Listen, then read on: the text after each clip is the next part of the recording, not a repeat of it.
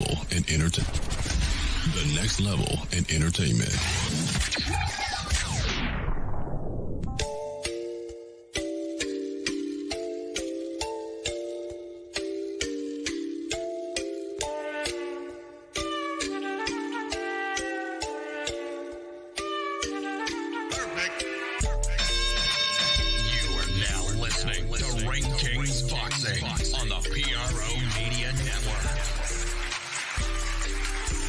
All right, shout out to the fam. Welcome to this installment of Ring Kings Boxing World. I'm Big Q, your humble hosting for another episode of Ring Kings Boxing. Listen, fam, it's been an interesting week of boxing, man. We can talk about the Taylor versus Catterall, a rematch there where the cards, Bob Arum completely did his thing. Don't want to bore with you yet, but we have 5 items we want to talk about on today's boxing stream, man. So please feel free to hit the like button, hit the subscribe button. And by all means, feel free to add Ring Kings as one of your boxing news destinations. We up in this thing. Shout out to the boxing world. And fam, like I said, we got a few things to talk about on this installment of Ring Kings Boxing. Man, listen, happy Memorial Day to everybody out there, man. Hope y'all having a fantastic Memorial Day, man. It's been a very good Memorial Day. Shout out to my family, man. They came out to see your boy. Appreciate you guys for support and everything like that. And I just hope you guys had a fantastic Memorial Day. Hope you guys had an opportunity to kind of rest up as you get your week restarted tomorrow. A lot of people go back to work. So hope you guys are refreshed and able to a very productive weekend for your boy, working on some stuff. But anyway, let's talk boxing, man, in this one. Listen, first article out the box. Shout out to Boxing News 24/7. They had the scoop, but this was on multiple different platforms for different boxing family members. And they talked about Eddie Hearn criticizing the IBF's decision to allow Usyk to retain his title for the Fury rematch. Now, listen, we've all heard the talk about the IBF wanting to strip Alexander Usyk of his belt and give it to the winner of the Daniel Dubois versus Philippe Hargovic matchup that's set up to go on June 1st, this upcoming weekend. What's going to be interesting, man, to be honest with you, is, I thought that stripping Usyk of the title, he just defended it. We all know that unification trumps mandatories. We know that. And he won't be able to defend the title, the IBF title, in a week. It's not going to happen. So, we know, based on some information that Eddie Hearn talked about, is that an exemption has been applied, which should be the case. It'd be totally unfair for you to strip him. He just became undisputed. This is the first time we've had a undisputed, unified heavyweight champion in the heavyweights, and first in the 4-belt era. The last time we had it was 20 plus years when Lennox Lewis did it. So having Alexander Usyk, who's been on a hell of a ride in terms of his boxing career, coming up from cruiserweight to the heavyweights. A lot of people believe that he was too small to compete against the heavyweights, and he chopped down the tree known as Tyson Fury. He chopped them down, shut them up. And that's hard to do with Tyson Fury. He shut them up, outboxed them, pressured them. I thought they should have stopped the fight after he was battered all around. And matter of fact, if you take a look at this picture I got, look at his legs, man. His knees look kind of strange there. But there was also some rumors about his legs and all that. But Tyson's getting toward the back end of his career. And we all know that this was his greatest fight. We talk about the matchup early on in his career against Klitschko. But this one here, man, was a total different animal, because Alexander Usyk really took it to Tyson Fury and was able to pressure him and ultimately get the win. So the IBF is going to allow Usyk to retain the title. So that means the Dubois-Hargovic matchup doesn't have any air. And of course, Hearn doesn't like it, because if you take the belt away from Alexander Usyk and you give it to Flip Hargovic and Daniel Dubois, the guy that is going to match up those guys, whoever wins that matchup, the next guy is going to be Anthony Joshua to fight the winner. That's what they're setting it up to be, where Anthony Joshua would have fought the winner of the Daniel Dubois and Flip Hargovic matchup, which could have gave him a slick side way to get back into belt contention, where it kind of roped those guys back in. Now, let's talk about this, man, because this is interesting. Let me play this interview right here that was provided that talks about Hearn, and you can hear Hearn and Chris, the announcer, make mention of the fact that an exemption has been allowed. Listen to this. Moved from the great fight between Tyson Fury and Alexander Usyk. Eddie, in the ring, both these guys said that they're open to the rematch. They wanted the rematch. That is contractually obligated, potentially for as early as October. With the dust settling a little bit, do you have any reason to believe why this wouldn't happen next for both guys? No, I mean, look, when you think about the rematch, there's a couple of reasons it couldn't happen. One is someone's injured, right? Which doesn't appear to be the case, although it was a physically taxing fight for both. And the other one is that someone retires or doesn't want the fight. I mean, some people have talked about what a time for Usyk to retire. He's going to make more money for the rematch, so unlikely. Probably thinks he can win the rematch, which I think he's the favourite to do. And I think, there should be a rematch because it was a great fight. We were there, obviously, you and me, and we had Usyk winning the fight. I had it tight. Some had it a little bit wider, but still a very close competitive fight. So as much as I want AJ to fight Fury or Usyk, I do think that rematch should happen. And I'm sure it will come October in Riyadh. I think you're probably right. But how much pressure, if you can even put pressure in a situation like this, can you put to make an AJ Fury fight next? Because it feels like, Eddie, if Fury loses this rematch to Usyk, he's going to be an underdog going into that fight. But if he loses the rematch, does it take an AJ fight off the table forever? I mean, Fury might walk away after that. Definitely not. Obviously, if Fury wins and the fight's for the undisputed, it's bigger than it is if Fury loses. It's still a massive fight, but they would have both lost to Usyk twice. Do you know what I mean? And it's always going to be a big fight. But at the same time, we can't worry about other people. We can't base our career around Tyson Fury winning or losing. The only focus that AJ has is regaining the World Heavyweight Championship. Now, whether that's the IBF spin-off, whether that's Usyk, whether that's Fury, we don't really care. That's just the aim. And whoever's got it, it's got it. AJ's not really focused on Fury. He's just focused on the belts or a belt. So we'd love to fight Tyson Fury for it. Hopefully, if there is a rematch, he can do the business. But obviously, he's going to be up against it. You mentioned that IBF title, and the thinking going into Fury Usyk was that immediately after that fight, the IBF would strip the winner of that title. It sounds like there's a little bit of gray area there now with Usyk's team requesting an exception there. You've got the Dubois-Hrgovic fight happening next weekend in Saudi Arabia. Where do you stand on that? Because AJ is involved in that, right? Like, he would be theoretically next in line to fight the winner of Hrgovic-Dubois.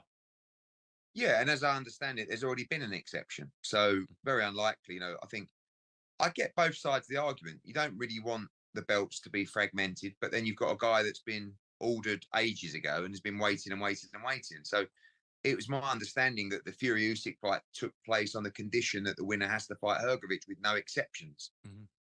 I don't think that's going to happen next week for Hrgovic-Dubois for that to be on the line. But maybe the winner of that, AJ's next in line for the IBF. We'll have to see. But you can't just ignore your mandatory challenger for like 2 or 3 years. And I get the whole point of, but it's great to have an undisputed champion. But what if the shoe's on the other foot and you're this guy who's been mandatory and now he goes out and beats Dubois and now he's told, no, actually, you can't get your world title shot till the summer of 2025. It's like, it's not fair. So I get both sides of the argument, but I do expect that IBF belt to come vacant, but very unlikely for next Saturday. Unification, man. This is an old boxing thought process. Unification trumps mandatories all the time. If Hrgovic was the undisputed unified heavyweight champion, he would understand that idea. Now, ultimately, I don't agree with Hearn's assessment. I mean, he represents those guys, so of course he's going to say that because he wants the belts to loop back around some kind of way to AJ. which if Alexander Usyk continues to hold those belts and challenge as that spot, I don't think there's a heavyweight fighter currently that can beat him. I mean, he doesn't come in and he doesn't dance around. He doesn't play games. He comes in and takes business.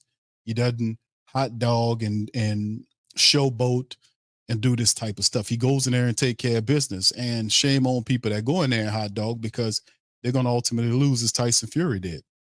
I don't think there's a heavyweight in the current heavyweight division that can take down Alexander Usyk. I'm going to be honest with you. He beat AJ and beat AJ squarely in both those fights. He was totally outclassed. And AJ is a good fighter, but it's levels to this stuff. And Alexander Usyk he gave him a box. He gave AJ a boxing class in both those fights. And he's going to do it. And even though Tyson Fury is a skilled big guy that can fight like a little guy, at the end of the day, Alexander Usyk is a smaller fighter that is a better fighter in terms of his boxing than Tyson Fury is. Tyson Fury is a big guy that has a lot of plus to his game. If he can work behind a long jab, he had some success in the fight where he was able to catch him with a couple of uppercuts and do some stuff, but he just stopped. He wasn't as active past those 6 rounds as he was supposed that he would need to be. He would have to condition himself to constantly be at that pace that he was doing between the round 1 and 6. He has to constantly fight Usyk at that pace to be able to beat him. And I don't think he can do that. As it showed in the first fight, his pace slowed down. And when that happened, Alexander Usyk was able to get close to him and really start using combination punching and really affected Tyson Fury. That overlooping shot where he hit Tyson up in the nose right there, that began everything to start falling apart for Tyson Fury. So the next matchup, as we see the rematch, and it's already been something where they talked about a potential rematch between these fighters. My opinion is, like most people are, mandatory fights. Unification trumps mandatory. It's a shame with Philippe Hargovic had to wait so long. You know, it is what it is. So he'll get an opportunity after the rematch because, like I said, undisputed, trumps mandatories. It trumps it all the time. It's just a bigger deal, and a lot of people officiate that, so they understand that. So at the end of the day, after the Tyson Fury matchup in October, then we look at Philippe Hargovic in the new year sometime. So he'll get an opportunity in 2025. So he has to, first and foremost, before Philippe Hargovic has to take care of business against Daniel Dynamite Dubois in Saudi Arabia. He has to do that first before he worries about any other situation outside of that. He has to concentrate on Daniel Dubois because Dubois is not going to be an easy fight for him. So Hargovic's a big physical fighter, but at the end of the day, like I said, Daniel Dubois is somebody you might want to watch out for. Don't look past him.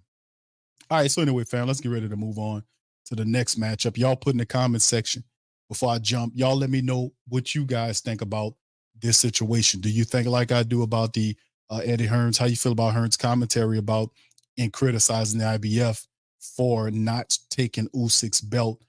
That is ridiculous. I say that it should be what it is with unification, Trump and mandatory. Do you guys agree with me, or do you agree with Hearn? Put your comments in the comment section below. All right, so let's move on to the next topic, man. Let's talk Mike Tyson, family. Of course, Mike Tyson, a tweet came out and some articles were put up about Mike Tyson experiencing a medical scare on a flight to Los Angeles. Let's cover it. Boxing 24 had the scoop as they talked about it. The former heavyweight champion Mike Tyson reportedly had a medical emergency on a Sunday flight. The 57-year-old Tyson was coming from Miami to LA when he suffered a medical problem, and it reports that Tyson suffered a, quote, apparent medical scare, end quote. It is unclear whether the medical problem will affect Tyson's next fight against YouTuber Jake Paul on July the 20th, more than likely not. The two are fighting in a professionally sanctioned boxing match on Netflix PPV and AT&T Stadium in Arlington, Texas. Now, what pretty much was now it's coming out that, Mike Tyson, and it says so right here, a representative from Mike Tyson's camp told the New York Post, thankfully, Mr. Tyson is doing great. He became nauseous and dizzy due to an ulcer flare up 30 minutes before landing. He's appreciative to the medical staff that were there to help him. So an also situation occurred with Mike Tyson. And ultimately, it's a good sign, man, but I don't anticipate, and there's no official word on this situation, just to let people know, wasn't a super serious thing that he's fine, but will it affect the matchup that he has with Jake Paul? I probably would doubt that it would. But y'all guys, let me know how y'all feel about it. Put it in the comment section below. Let me know how you guys feel about what happened with Mike Tyson on the flight. Do you think it affects the Jake Paul matchup? I'm about to say Chris Paul, the Jake Paul fight that he got coming down. So what do you guys think? Put that in the comment section below. All right, let's jump to the next situation here on Ring Kings Boxing. Spence fast tracked the fight Sebastian Fundora for a title shot. Now, what's interesting when this came across my desk, I was thinking about how how this fight would carry out. We seen a bloody matchup between Sebastian Fundora and Tim Tszyu, where the last couple of fighters that Sebastian has been fighting has been guys that have been pretty good boxers. Tim Tszyu's a pressure fighter. He's a guy that wants to go pop with you. And Sebastian Fundora was able to stand in there. He took a lot of shots. He got blooded. He got his nose bust. He was leaking blood. Sebastian Fundora, I think he got gashed really bad. And Tim Tszyu got gashed really bad. He was bleeding. It was a nasty, bloody fight. They should have stopped that fight, by the way. It was all these guys bleeding all over the place. I thought that was incredibly ridiculous. It should have been stopped. But it was still an ultimate, a really interesting fight to see Sebastian Fundora and Tim Tszyu go at it. And ultimately, Sebastian was able to claim the belt. But now that Errol Spence is back into it, he's back trying to make a way into back in boxing, but not as a welterweight this time. He's trying to get the junior middleweight crown from Sebastian Fundora. And this is one of the situations where you look at it, so, okay, we know what Terrence Crawford's got lined up, what he's attempting to do. But now here comes Errol Spence, and everybody was waiting to see what Errol Spence did. We know the stuff about what happened with him and Derek James. They ended up pretty bad.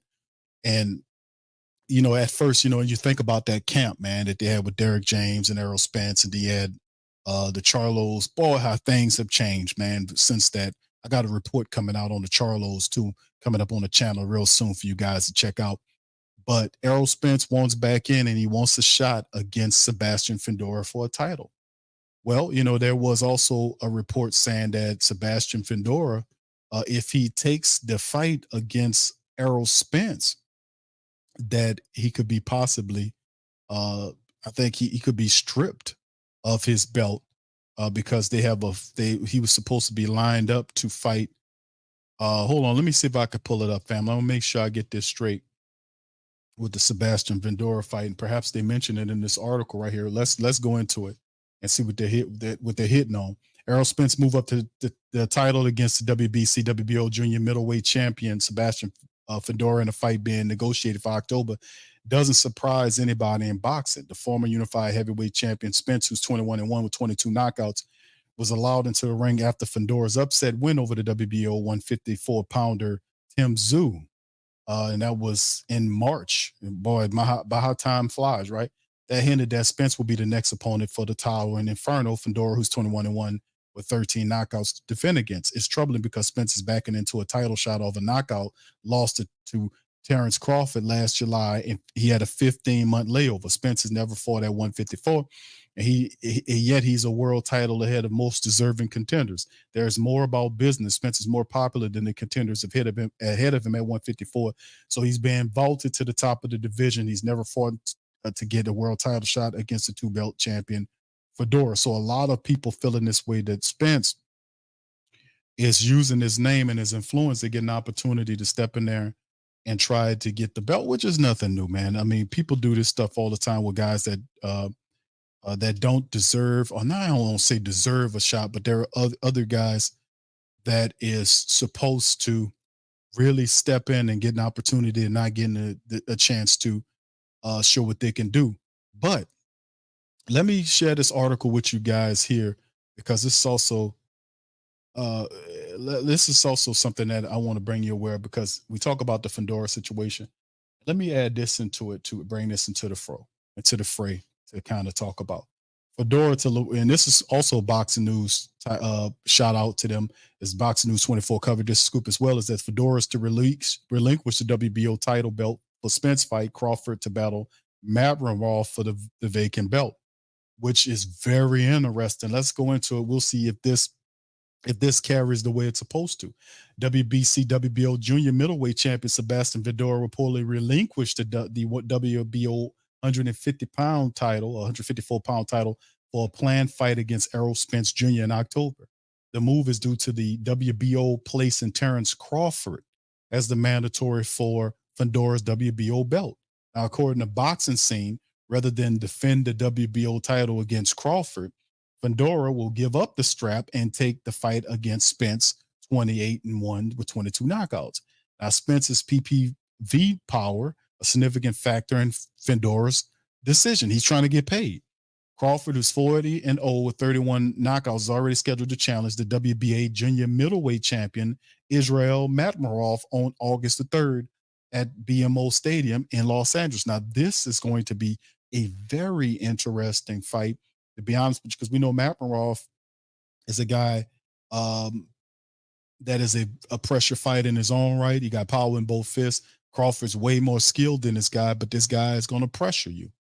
So it's going to be interesting to see how Bud Crawford, who hadn't fought in a while either, does against a busy fighter that's going to be constantly coming at him.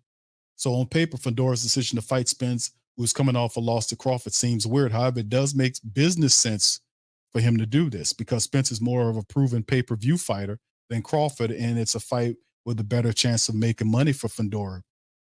So would that be the case? Well, the Texas native Spence draws many fans to his fights at the 80,000-seat AT&T Stadium in Arlington. Spence's track record of pay-per-view fights is better than Crawford's, who hadn't done really good numbers until his fight against Errol last July. So that's what Sebastian is looking at. So he's kind of putting his business sense on right here to see if that would be, he wants to make some bucks doing that. He wants that. So he give up the belt to make the money. But at the end of the day, he can always circle back around for an opportunity to get the title shot that he wants. So a very interesting decision right here by Sebastian, who's looking for the money right now. He wants to get paid, and Errol Spence seems like a guy there.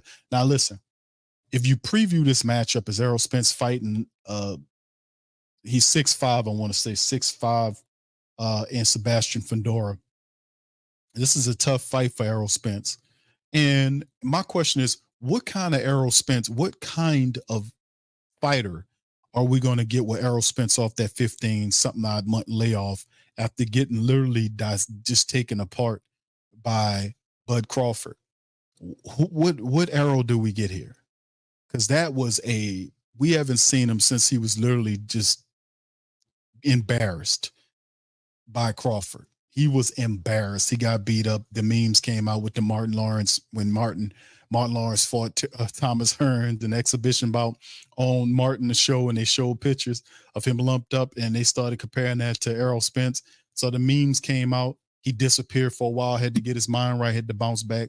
So what kind of Errol Spence are we going to get against Sebastian Fundora? Because even though he might be more skilled than Sebastian Fundora, but it's still a very difficult fight because of Sebastian's reach. And he's not a garbage fighter. Sebastian's actually a pretty decent fighter. Now, he can get better. I think a lot of times guys can slip and get up under Sebastian and make him pay. Like you seen Tim Tszyu in that fight, was able to get up under him and hit him with some shots. But Errol Spence will find a lot of difficulty with Sebastian's size, and his punching power has some good punching power too. So like I said, it's going to be a very interesting fight. I can understand Sebastian looking to get the bag, then go at Bud Crawford. So if he had to pick between the belt and the bag and they're not the same, he took the bag. And he knows he's still young enough where if he's able to beat Errol Spence, he could cycle back around to the belt at a later date. But man, all I can say is, what do you guys think about this fight? Who wins in an Errol Spence versus Sebastian Fundora fight? Who do you think wins? Y'all let me know in the comments section below. Tell me, who do you think wins the matchup between Errol Spence and Sebastian Fundora, and why? Do they win the fight? Put that in the comment section below. All right. All right. Let's move on to the next article right here. Turkey Alalshikh fuels speculation of a Canelo versus Crawford fight. Now listen, Alalshikh is a dude that has made a lot of really good fights happen. And he's proclaimed, I'm not doing it for the people, for the fans or whatever. I'm doing it because we're trying to make money. And that's fine. You know what I'm saying? But you need the fans to pay for the fight, my friend. You need that to happen. So you might not want to be so arrogant talking to the rest of the world. It probably leads you to would endear you more to people if that is indeed the mindset, because we both have shared interests here. We love what Saudi Arabia is doing. I love what Saudi Arabia is doing. A lot of these fights wouldn't have happened without Saudi Arabia, and I salute them for getting involved here. Because if it wasn't for their venue and because of their money and their influence, a lot of these fights wouldn't happen. We just would be disgusted. Like if we had Turkey Alalshikh 5 years ago, we would have had the AJ and Deontay Wilder fight. We would have had that one. We would have had some of these fights a lot earlier. You know, that would have happened. Now they're coming back saying AJ and Deontay Wilder are going to eventually fight. They're out of their primes. Deontay is out of his prime. That's not a fight that we want to see. That was a fight we wanted to see 4 or 5 years ago, 3 or 4 years ago, but they couldn't, couldn't make it happen. The Bud Crawford and Errol Spence fight, before it happened 15 odd months ago, should have happened years prior. But those rivaling clubs, those networks, all this stuff happened. I wish we would have had him involved in the game, Alalshikh involved in the game. Then we would have got a lot of these fights earlier. So a lot of the fantasy fights that we are seeing that are going to happen over the next year or two is because of the money and the influence of what Turkey Alalshikh and Saudi Arabia is doing. And I absolutely salute those guys wholeheartedly for what they're doing. But even though you're not doing for the fan base, as you call the family base, as your support base, we still benefit greatly by the money and influence of what's going on. So with that out of the bag, just saying, this is one of these fantasy fights that only the supporters really are willing to pay for. And this is another one. Turkey Alalshikh fuels speculation of Canelo versus Crawford fight. Would you pay for that? Is Crawford? Is Canelo? How would it look? Anyway, let's get into it. Boxing 24 News on it. His Excellency Turkey Alalshikh replied to social media posts about possible Mexico versus USA 5 versus 5 event with Canelo Alvarez fighting Terrence Crawford in the main event. Now, I remember there's a 5-for-5 going on right now between Hearn and the Queensbury. I want to say the matchup, if y'all correct me in the chat.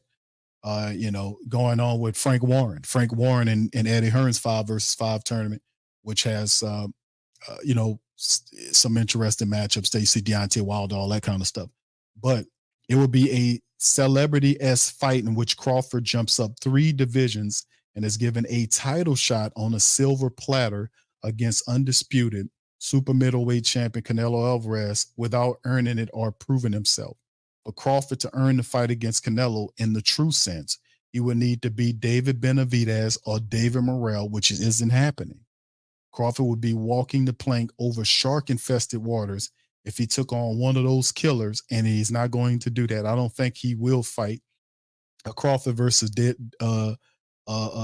Benavidez. Would not happen. That would not be a. Even though I like Crawford's skill, it's just certain things that you're going up all these weight classes. Things start happening funny to you, so I won't even address that. But Alalshikh posted a smiling emoji suggesting that he's interested in Canelo versus Crawford fight, asked if it was happening. And this is what he said: the boxing public in the U.S. are eager to see the former 3-division world champion Crawford, who's 40-0 with 31 knockouts, move up 3 divisions to challenge Canelo Alvarez at 60 and 22-2 with 39 knockouts for the undisputed super middleweight championship. I'm not high on the idea of the 36-year-old Crawford putting up a lot of weight and jumping 3 divisions without proving himself at super middleweight or getting acclimated to a 160-pound division. Three divisions to get to him. Granted, 33-year-old Canelo isn't the same fighter in his prime, but he can still punch and take a good shot at the super middleweight level. The only puncher Crawford has faced in his 16-year pro is a post-car crash Errol Spence Jr., who was kind of, we know he was weight drained to a great degree in that fight. Against Crawford, Canelo will step on the gas against him because he's a true welterweight, moving up 3 classes and is not young. So, of course, I guess it doesn't matter. The fight will be targeted as at casual box fans, and it wouldn't be a true sporting event. It'd be like a celebrity match, so the writer writes. But much of the weight jump with Crawford earning and proving himself at 168 makes a fight against Canelo a glorified celebrity match. It would be a one-off event with Crawford going up to the super middleweight for the payday against Canelo and then returning to 154, which is where he intends on campaigning at. So Crawford has filled out and looks good at 154. Is prepared for his August 3rd fight against WBA junior middleweight champion Israel Madrimov in Los Angeles. However, but Crawford still hasn't fought at 154, and we don't know how he'll perform in this weight class against a big puncher like Madrimov. I think he'll beat Madrimov, but he is, and he mentions he is a hurdle. And people say like, man, Q, I don't think Madrimov, he won like 12 fights or something like that, but it's not that. It's the fact that styles make fights. Madrimov is a busy fighter. He has power in both fists. He's an intelligent fighter, but he's still learning and going. And like I said, he's a guy that could surprise you. I don't think he beats Terrence Crawford, but I think he makes that fight a lot more difficult than what you could anticipate. Like I said, the guy is 10-0 with 7 KOs. That's what his fight was, and he was able to kind of knock out the guy with the belt, take the belt away from him, because a lot of the fight, like I said, the guy is a good fighter. He's better than, and like I said, he's undefeated with his record, but Madrimov is going to be a pressure fighter that's going to throw some shots and keep Terrence Crawford on his toes. I think Crawford ended up eventually beats him, but I think that Madrimov could put some pain on Terrence Crawford, and we'll see how he responds to that. So that's not going to be an easy speed bump fight, no matter how you look at it. But in terms of the Canelo versus Crawford fight, I thought they would meet at a catch weight. That's what I was thinking when this concept was originally thrown out there, that they were thinking about putting this fight out as doing this fight at a catch weight. But now that they're coming out with more information that they want him to go up several weight classes to get to Canelo Alvarez, I don't know about that. I don't know about it. And I know Terrence Crawford walks around where? I mean, he's fighting at 154. What is his usually walk around weight at? What does he walk around at? Y'all put in this comment section right there, but to go up that high to fight him, that's when things get real sketchy. One class, maybe, but you're going up 3 classes to take on Canelo Alvarez. And we know that Terrence Crawford has power too, but where does that power go if Terrence goes up to that class? I'm not saying he loses power, but he's fighting these bigger guys there. How is that going to look? So I don't know. It'll be a fantasy fight that we all would love to see, but at the end of the day, I just don't know if that's where you want to go with it. I don't know. Y'all put it in the comment section and let me know how you feel about a Terrence Crawford and Canelo Alvarez fight, and how should it be done? Should he move up 3 weight divisions to go and see Canelo, or should they fight at a catch weight? Y'all put in the comment section and let me know how y'all feel about that. Okay. All right, let's move on to the final news item that I have on Ring Kings Boxing, man. Appreciate y'all tuning in with me on this one. And listen, all I could tell you at the end of the day, family, is that this just won't go away. And I think Devin Haney and them just need to just leave this alone. All right. They've already put the paperwork in. Devin Haney, take a break, go do what you got to do, clear your head, and come back out and start doing it. You're still a champion. And like I said, everybody loses. It loses. Everybody loses. Well, most fights lose. Very few. I mean, Mayweather never lost. Okay. Rocky Marciano never lost. But there are a handful of fighters that never lost a professional bout. A lot of the greatest that we consider great fighters lost a fight. They lost several fights. You see, Sugar Ray Robinson, Muhammad Ali, on and on and on, whoever you got. The greatest fighters lost a fight before, and it's how they rebounded from the loss. So Devin Haney needs to understand that concept. And the crazy part about it, even though if he's tapped with the loss, he still retains his belt. So we need to just leave this stuff alone. Let the boxing organizations handle this how they're gonna handle it, and let's just move on, man. Let's move forward and get this going, because this is, nobody wants to see this anymore. This is a bunch of, junk. If Ryan Garcia, Devin Haney's father, Bill Haney, wants Ryan Garcia banned from the sport of boxing, and I'm like, oh, listen, if they, whatever they find out, we knew about the samples coming back dirty and all this kind of stuff, and we heard what Ryan Garcia was saying. But my goodness, man, this is this is starting to sour on our ears. It was a fight in which Ryan Garcia came in overweight. He had to pay extra money to Devin Haney. Devin Haney took the wrong approach in the fight. Garcia beat him up pretty bad, knocked him around, ragdolled him. Let's just move on. Let's just move on and get the next thing going. You're still the champion, in which you can, thank your lucky stars for, because at least he didn't take the belt alone. You still have hold of the titles. So let's just move forward on something else. But Bill Haney wants Garcia literally banned from the sport of boxing. Let's kind of delve into this one here and see what he's talking about. As Devin Haney's father, Bill, says he wants Ryan Garcia out of boxing due to his positive test for the banned substance D-ostarine from his win last April.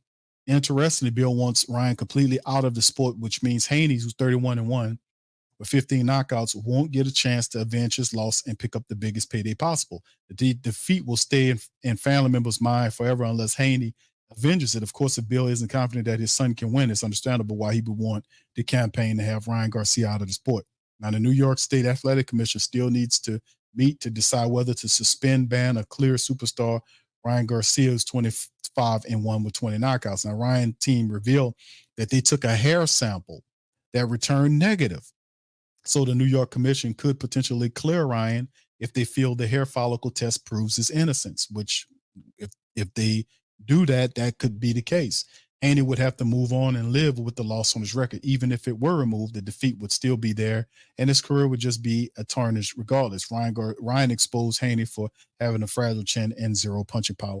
That's what the writer said. I'm not going to say Devin Haney has zero punching power, because Devin Haney has 15 knockouts on his resume.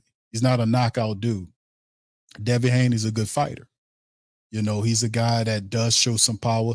And I'm not going to say that he has zero knockout power. I don't know what this writer's problem is with him, but what I will say is that ask Regis Prograis, does he have punching power? And Regis is a hell of a fighter. And Devin Haney came in there and he kind of imposed his size and he kind of beat up Regis. But then he got just due desserts on the opposite end when Ryan Garcia came to town and kind of ragdolled him a bit. And I haven't seen anybody ragdoll Devin Haney like that. But at the end of the day, I think you just need to move on. Even if he has the one loss on his resume and they have to stay with the one loss, it's okay. You still have the titles, and go on, move on with your life. If you want to fight Ryan Garcia again, that would be definitely this. And the writer's right on that second fight would be a humongous fight. It would be a super draw right there to see Garcia and Haney again. That would draw, because the attention this whole spectacle is placed around it. The rematch could be ridiculous. This could be his biggest payday ever. So, and then it will work for Devin Haney, because not only would he get paid because he comes in as a champion, but it also does mean he has an opportunity to avenge the one loss. So it makes sense for in my perspective, for Bill just to, just leave that alone, because they've already issued legal paperwork to the commission saying that loss should be removed from Devin Haney's record because of Ryan Garcia testing a certain kind of way. But if he's cleared, you have to keep that L and you have to move on. So, like I said, let's just move past this, see if we can get a rematch going. Devin step his game up, because that was the wrong game plan to utilize against Ryan Garcia. And I think to a degree, just a degree, I think Devin Haney came in this fight and underestimated Ryan Garcia. He thought Ryan Garcia was a one-punch wonder, in which Ryan Garcia was pretty much a one-punch wonder. He did a lot of the same stuff we expected him to do. but Devin Haney can't walk into his power shot, man. But I got to give Devin Haney credit for getting up, because even Ryan Garcia said it. He said, I cracked him pretty good. I thought I busted his nose. I cracked him pretty good, and he kept getting up. So you got, for people that's making fun of Devin Haney and the Haneys, man, Devin Haney has the heart of a champion, even though he lost his fight, in my opinion, because it was the wrong fight. But Devin Haney kept getting up against Ryan Garcia's best punch. And that's a hell of a punch. That's a punch from God. And he was still able to get up from that shot. So, you know, he just has to fight a different fight where he stays away from Ryan Garcia's best punch, which is that hook. Stay away from the hook. Watch for the hook. But outside of that, man, what do you guys think, man? What do you think about Devin Haney's father, Bill Haney, saying that he wants Ryan Garcia banned from the sport? I absolutely don't agree with Bill on this at all. I don't agree with Bill Haney at all on this. I think that's a bad look for Bill to do. I don't think he should be looking to have to be trying to get the man. I don't know what people be thinking, man. But let me see if I can get him here. Hold on just a second. Let me get Bill Haney tuned up. You can hear from him yourself. Here we go. You know what? As a Haney, he has to feel amazing, being that the guy was on steroids. Devin went down 3 times, and you can honestly see that if you couldn't knock him out all the way out and stop him on steroids, what could you have done if the fight was fair? You know, so with us, as alhamdulillah, you always can see the silver lining in things, and our silver lining is the fact that we know that we are fair, we know that we work hard, and we know that we're committed, and we know that we're examples for the kids. And he talked about he was for the kids. You can't say that you're for the kids and you're taking shortcuts. Bill, do you guys want to do it again? Do you want to rematch Ryan Garcia or no? I mean, you know, of course, Ryan Garcia has proved to the people that he's uncontrollable. I mean, he said that he drank. He said that he smoked. I mean, he said now that he loves steroids, that he takes steroids, that he's taking ostarine. I mean, clearly, there's nothing that you can do with this guy but get him out of the sport. You know, it's a terrible thing. It's a terrible thing for sports in general. It's a terrible thing for boxing. You know, you see me with my kids. You know, I don't know what to explain, what to tell them. You know what I mean? The Haneys, we're fair. We're fair. We believe in hard work. And, you know, I feel undermined for him to sign up to do this and now to make a mockery of the sport. You know, it's just, it's terrible, Mike. Bill, have they said anything to you or the athletic commission about what's going to happen with the decision? Is it going to be overturned? Is it made a no contest? What's happening? What have they told you and what should happen? You know what? Like any other things, any other the people that have been caught cheating, whether it's Lance Armstrong, stripped and you know what I mean? You know, Marion Jones was stripped of her gold medals. And I believe that she even, you know, had to deal with civil and criminal. You know what I mean? Like I teach my kids and I teach my family hard work. You know what I mean? Traveling down the straight path. Of course, you know what I mean? I grew up different, but I want to be an example of change. And I want my kids and all the other kids around the world to have a fair opportunity and to not be cheated. Bill, you mentioned there some other people, really prominent athletes who had been caught cheating in the past. And yes, some of them have dealt with actual criminal action. The saying goes, you don't play boxing. And your son, Devin, could have been seriously hurt in there. We've seen terrible things happen in boxing rings before. Do you believe that there should be, you know, if ostarine is an illegal substance, should there be a criminal investigation? Should there be criminal charges here because of what could have potentially happened to Devin in there, assuming that Ryan did have an advantage in the ring? I mean, Ryan violated every known rule or code of conduct.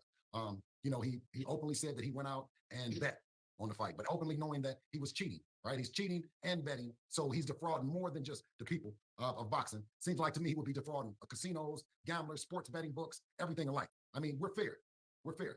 I mean, and of course he wasn't. You would think if it's such an historic amateur, you know, rivalry, 3-3, that you would expect that, you know, something different out of him. But you see a lot of people that are supporting this, you know what I mean? And I don't believe it's the future. I don't believe it's the kids. I believe that it's a conscious effort by the old guard to keep a guy in the sport that's dirty.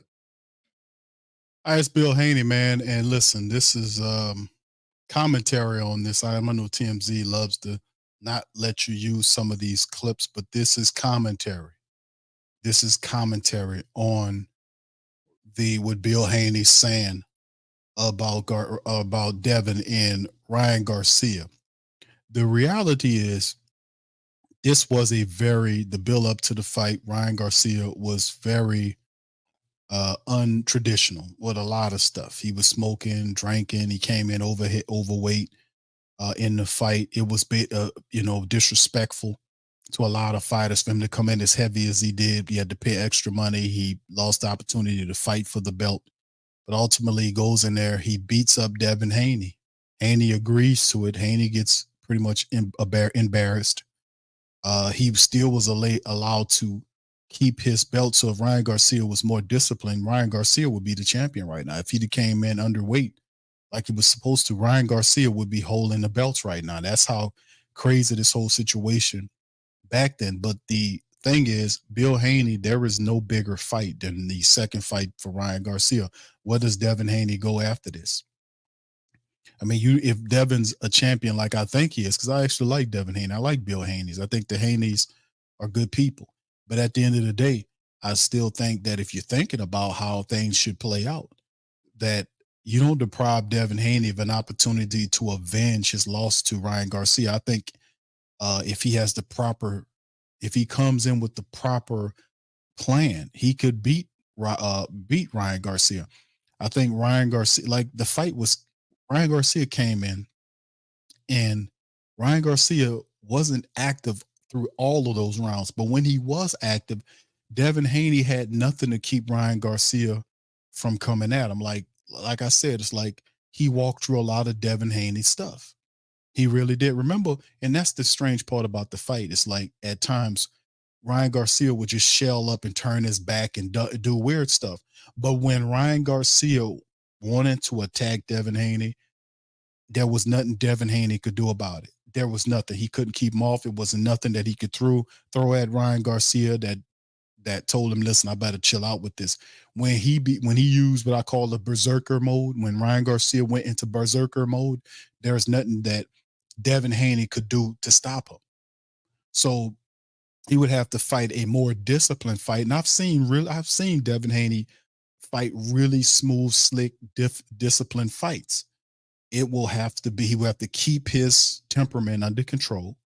He would have to approach it a lot differently than what he did the first time around, because I think definitely Devin Haney underestimated. I think the Haneys did underestimate Ryan Garcia.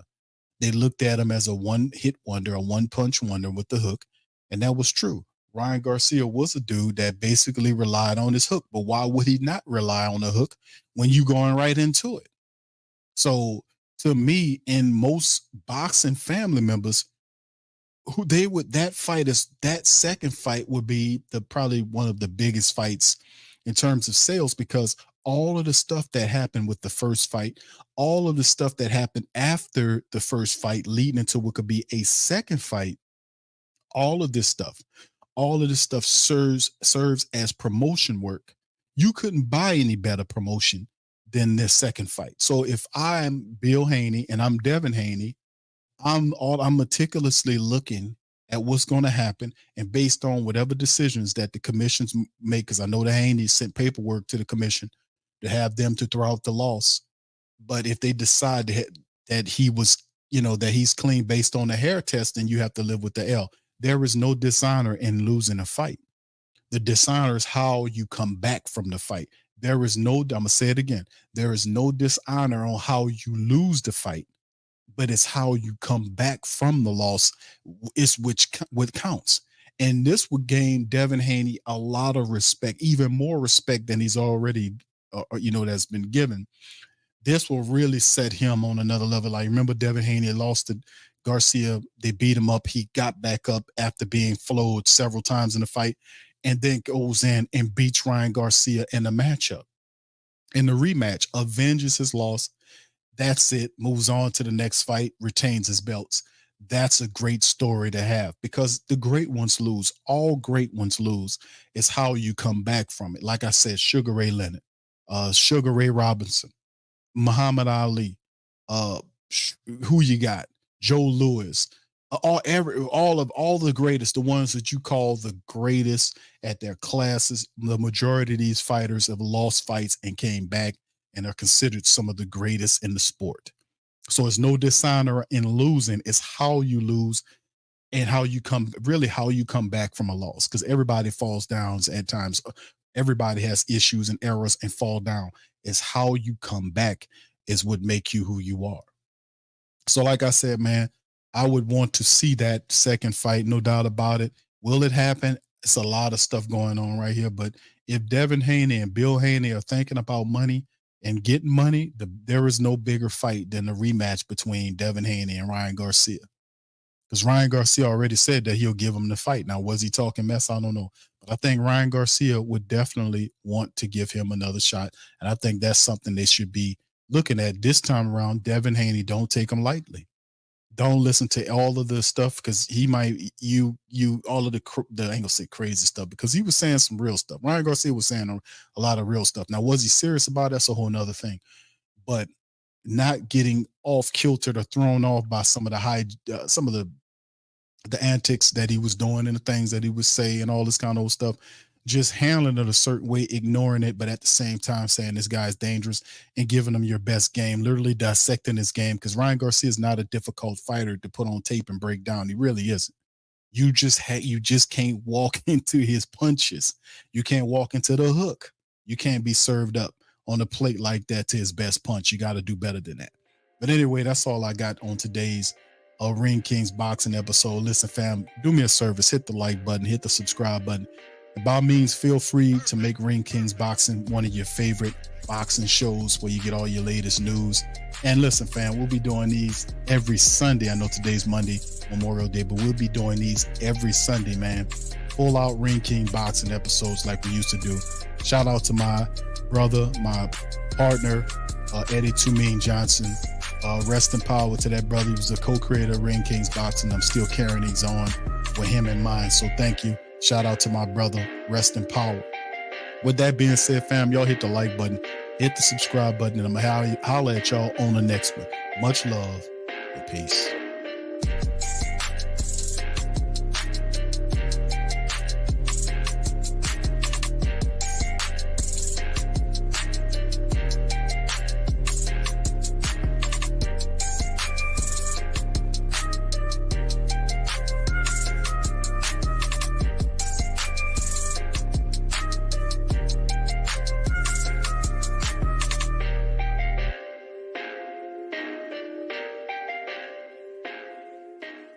You're now listening to the Ring Kings Boxing on the PRO Media